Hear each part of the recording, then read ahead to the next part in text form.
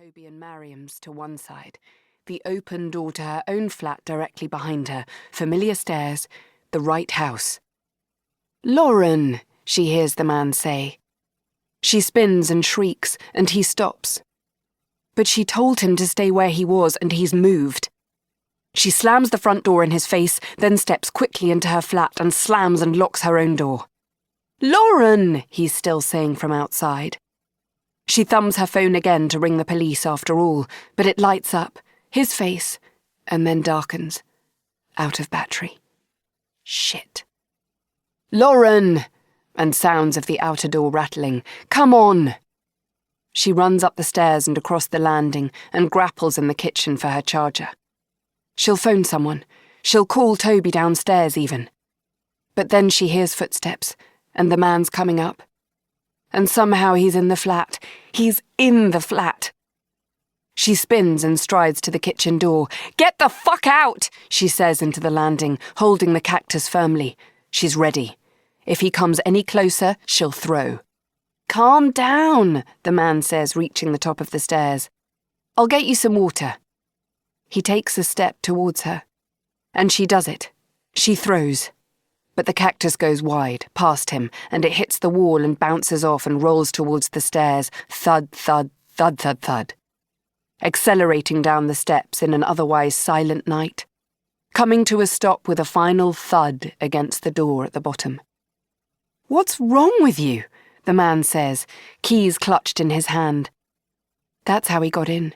He stole her spare keys, of course.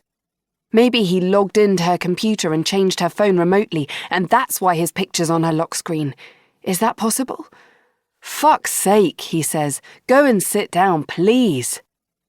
He turns off the light on the stairs and switches on the landing light instead. The big square landing with all the rooms leading off it.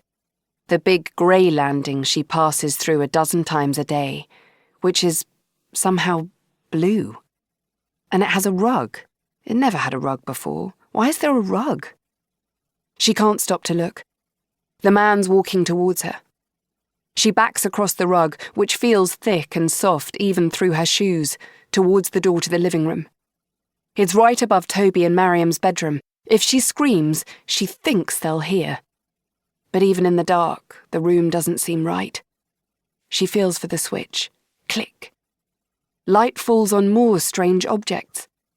The sofa is dark brown, and surely when she left this morning it was green. The clock on the wall has Roman numerals instead of normal numbers, and it turns out Roman numerals are difficult to read. 7, 15, 11. She has to squint to stop them from blurring. Her old vase on the shelf has tulips in it. Her wonky lino print of an owl is gone.